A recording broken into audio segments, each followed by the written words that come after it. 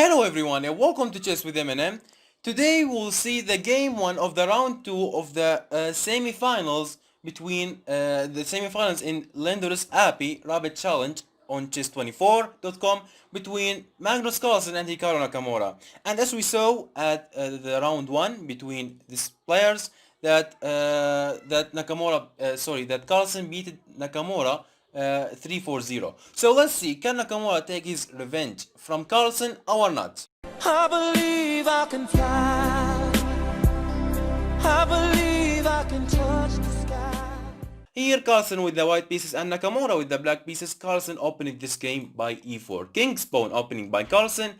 e5 by Nakamura. Knight to f3 and now knight to c6. And we saw in the game 1 of the round 1, okay, that Carlsen played d4, the Scotch game, and he win that game. So here Carlsen played bishop to b5 and he played the Roy Lopez variation. And okay, knight to f6 by Nakamura attacking the pawn on the e4. d3, the most played moves is castling, but here Carlsen played d3, and now bishop to c5, developing the bishop and also preparing to castles. Bishop capture on c6, pawn capture on c6, and now castles by Carlsen. Of course here you cannot capture on the e5 because queen to d4 will be deadly. Queen to d4 threatening the knight on the e5 and also threatening checkmate on the f7 square, so you will lose a piece at least. So for this reason here, we're here, d capture on c6 and now castles by Carlsen.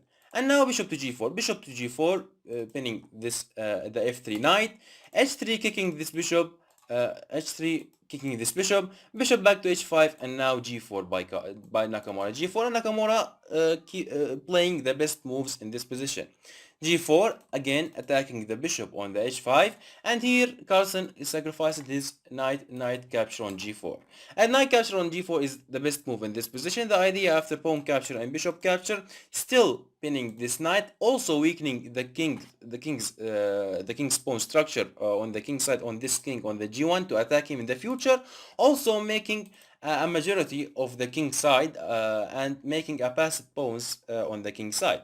So here after bishop capture on g4, the position is still equal, and bishop to e3 by Nakamura. Bishop to e3, let's saying to Carlsen, let's trade some pieces, let's exchange some pieces, and let's go to the end game because materially we are up.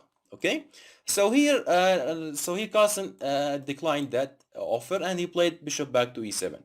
And okay, bishop back to e7 by Carlsen, sorry, and now king to h1. And king to h1 wasn't a good idea by Nakamura. Why? The best move here was playing something like something like knight b to d2, to developing the pieces, and then followed by knight to c4 with a double attack on the pawn on the e5. Okay, but the problem here that Nakamura played king to h1. What's the idea by king to h1? I think the idea is bringing the rook to the g1 and then hiding the king to the to the g2 and then to the f2 and then to the e2 or something like that. But here after king to h1, here Carlsen played f5. Let's open some files. Let's open the king side on this weak king on the h1. Also, let's make a passive pawn if the white allow it to push to f4 push. And here Nakamura played rook to g1. Rook to g1 saying to Carlsen, if you push f4 then I will grab your bishop on the g4. And here Carlsen simply played h5, protecting his g4 bishop, sorry. And now here Nakamura played knight to c3, and knight to c3 was a blunder by Nakamura. Why? First, Nakamura here allowed the black to push f4, okay, and after f4 bishop back to d2. Now and also, and the second thing, it is that by knight to c3, okay, now you developed the knight, but the problem is that this knight on the c3 doesn't do anything, okay. And in the game we will see that Nakamura after knight to c3 he played again knight to b1, and then he developed his knight to the d2 square. This is what we will see now. Here after bishop back to d2, f4, Carlsen played f4, and now bishop back to d2, and now g5 by Carlsen, g5, and Carlsen keep pushing his pawns. Knight to b1, as we said. Nakamura said now the knight on the c3 doesn't do anything. Better than knight to c3, Nakamura had to play knight to a3 to play knight to c4 and putting a pressure and also making some counter attack on the pawn on the e5. So knight back to b1 and now bishop to c5 attacking the pawn on the f2, bishop to c3 by Nakamura attacking the pawn on the e5, bishop capture on f2 and now knight b to d2. Knight b to d2 sacrificing the exchange. And for the white it's a good deal actually, because this dark squares bishop on the f2 is so strong bishop actually. And for this season here Magnus didn't decline the offer, and he played and for this season Carlsen declined the offer and he played queen to e7. Okay, queen to e7 preparing to castle into the queen side, and now queen to f1 by Nakamura. Queen to f1 attacking the bishop on the f2 and still offering the rook on the g1. Bishop capture on g1, Carlsen accepted. Queen capture on g1 and now bishop capture on f3. Knight capture on f3. g4 by Nakamura. Please move your knight away because I want to play something like queen to h4 check on your king on the h1. And Nakamura here said welcome. The knight capture on e5. And the idea here, if you play something like queen to h4, doesn't work because the queen on the g1 perfectly defending his king on the h1. So here Carlsen said, okay, after knight capture on e5, let's play rook to g8. Okay, rook to g8, and let's push g3, f3, g2, and also f2, and let's make to ourselves a queens. And Nakamura said, okay, rook to f1 attacking the pawn on the f4, queen to g5 attacking the knight on the e5, and now queen to d4 guarding the knight. Queen to h4 check by Carlsen. Now the queen is far from the h2 square, so queen to h4 now is a good idea. King to g1 and now queen to g3 check. King to h1, king to h3 check, king to g1. Of course Nakamura doesn't mind about draw, but Carlsen doesn't want to draw. He wants to win because he has so strong passed pawns on the h, also on the g, also on the f files. And here Carlsen blundered, okay, and he played g3, and g3 was a blunder by Carlsen. Why? Because now of course g3 threatening queen to h2 checkmate. Here Nakamura simply played knight back to f3. And now why this move is blunder? Because first, now the black has nothing to do. The f pawn stopped by the knight, okay, the g pawn stopped by the king, and also pushing the h5 will take a time too. And the problem here, as my king on the g1 is a weak king, as your king on the e8 is too weak king too, and there's a queen and bishop able to attack your king, so you have to be careful. But Carlsen didn't care to that, and he played g2 attacking the rook on the f1, king to rook to e2, rook to e1. And here Carlsen blundered a blunder that I don't know, but actually it's a big blunder that, I mean, that every chess player that has to see something like this.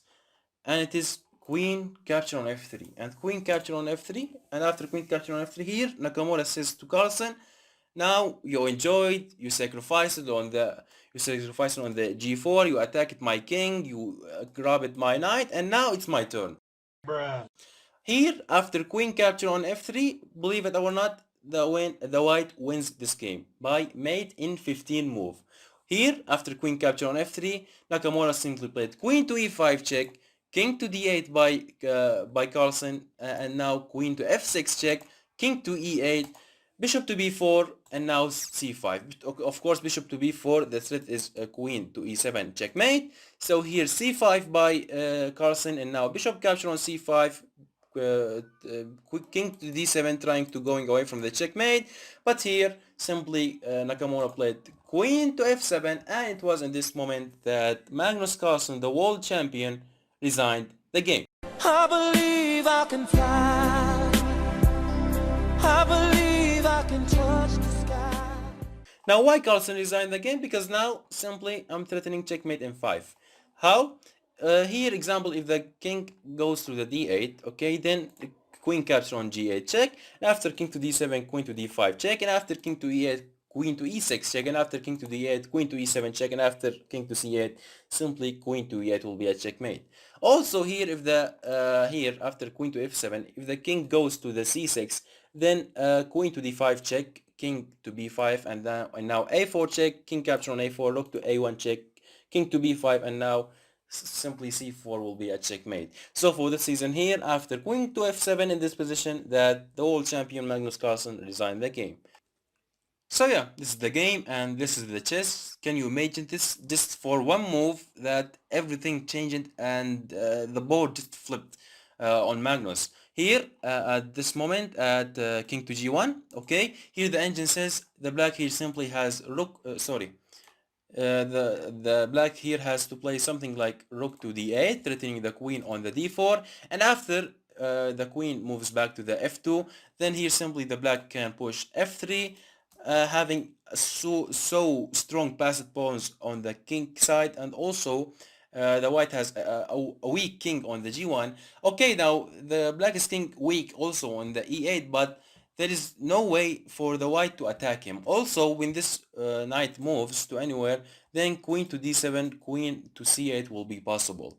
So yeah, but here, unfortunately, Carlsen didn't see that idea, and here Carlsen here simply push g3, all with this knight to comes to the f3, and after knight to f3, g2, rook to e1. Here simply Carlsen blundered his the other blunder, and it is queen capture on f3. Here the engine says simply Carlsen has and this position has to play queen to e6, and the position still has a slightly advantage. The black here has a slightly advantage, not a big advantage, but a slightly advantage, because his king also is weak on the e8. Also, the black cannot castles into the queen side because there is a queen on the d4 preventing that.